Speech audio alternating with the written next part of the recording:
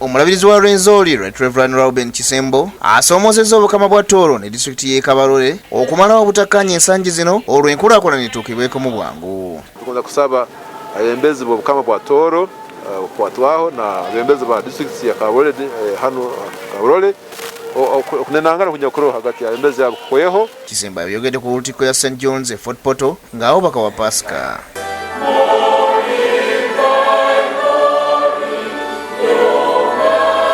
Kiseera kino obukama ne disitulikiti y'ekabalore bali mu kusika muguwa olw'ettaka disitulikiti weeteekateeka okubeera ng'ettaka liwezaako yiika 12. Mu kujaguza kwa kiro mujaguza olujulanizibwa kugenda mu crowds abantu bamukama ba safe okusobola kugemwe.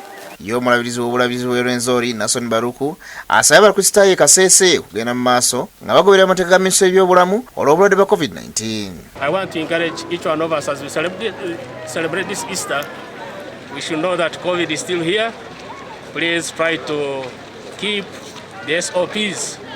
That we go and celebrate responsibly, knowing that COVID is still there. Asabye abakristaayo okujaguza amazuukira nga beerenya ebibi byabwe. Get saved, get rid of sin, so that we may be faithful Christians. Y'omubaka w'e Kasese omulonde Ferigo Kambale yeebazizza Katonda olw'okutuuka ku lunaku luno. We want to encourage our people there, our voters there, to keep working together, to keep relating together when we are post-political period. Y'omusumba w'ekkanisa ya St. Stephen's ekireka Abel Merewoma akungubagidde omugenzi Dr. Cyprian Kizito Lwanga mu kusaba kwa Paasika. Abadde taata waffe, abadde muntu omulungi atuukirikika, abamu nga tuli mikwano gye. Yenyamidde olw'engeri Ssaabasumba gye yafuddemu n'ategeeza nti abantu basaanidde okudda eri Mukama. Tuyinza okwogera ku nguzi kuba lwafuuka luyimba, twetaaga kwekuba mu kifuba. N'abakristaayo basabidde okukola omulimu gwabwe ogw'okutambulira mu kkubo lya Yesu Kristo kuba naye yakola ogugwe n'afiirira ebibi byaffe. Yogedde Reverend Captain Eriwaso Mwanje omusumba w'ekkanisa ya St. Stephen Lwadda Church of Uganda Matugga bw'abadde akulembeddemu okusaba kwa Paasika.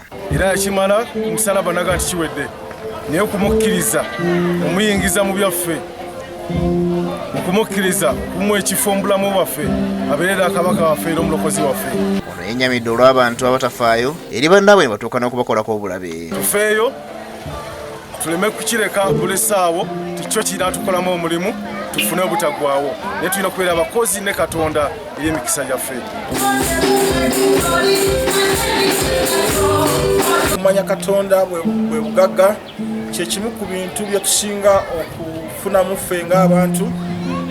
Twagala eggwanga lyaffe, twagala beebaze Katonda kuba tumaze emyaka 2 nga tetukuŋŋaana. Mu ngeri y'emu omusumba David Sali ow'ekkanisa ya Suubi Community Church e Bombo Kalule adduukiridde abagoberezi n'ebyasaba bya Paasika basobole okuyita mu lunaku olulungi. Neyanziza nnyo neyanziga abasumba bafu ategeezezza nti kino akikoze okubalaga nti Yesu yatufiirira. Ekigendererwa kyaffe kwe kubalaga okwagala kwa Kristo. Yesu Kristo yawaayo obulamu bwe ku lwa buli omu okulokoka okuwona omusango genda okujja.